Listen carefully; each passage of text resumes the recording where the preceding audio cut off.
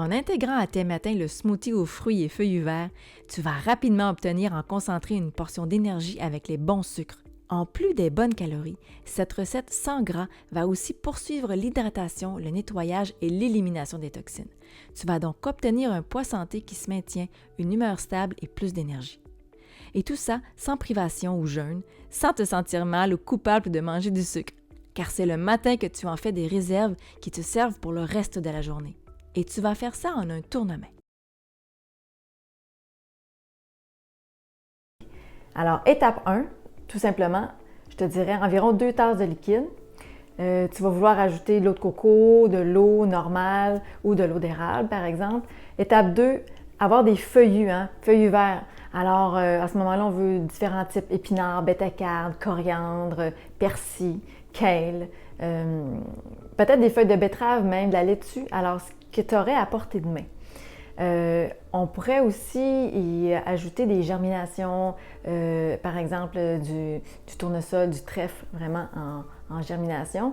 Et évidemment des fruits. Alors là, toutes sortes de fruits. Moi, j'aime bien la banane parce que c'est un fruit très sucré. On peut y mettre des dattes aussi, pommes, agrumes, petits fruits, framboises, abricots, pêches. Alors aussi, n'hésite pas, vas-y avec des fruits congelés. C'est pratique, ils sont toujours accessibles et ils ne se détériorent pas. Alors, go!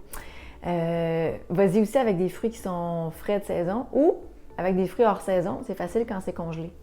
Alors vraiment, allons-y aussi, je te dirais d'y aller avec des éléments énergisants. On peut y aller avec de l'aloès, du pollen d'abeille, de la spiruline, des choses que tu as envie de mettre qui peuvent venir vitaminer, soutenir, qui peuvent s'intégrer dans un smoothie. Alors, c'est très, très facile et je te montre comment faire tout de suite, comment moi j'ai exécuté ma recette.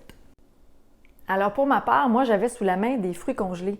J'avais des framboises et des mangues. Alors je les ai vraiment utilisés.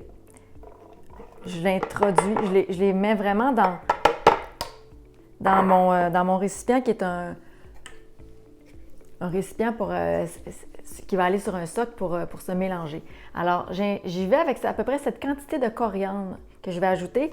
Moi j'aime beaucoup ajouter la coriandre. Je trouve que c'est un feuillu assez neutre et qui va vraiment, je dirais, s'intégrer bien sans trop goûter.